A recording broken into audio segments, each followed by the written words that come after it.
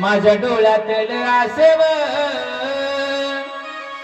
कोणी मायेन पुसताना पुरी होत का दाटतो या गोष्ट बापाची सांगताना त्याच्या फाटक्या सदऱ्याला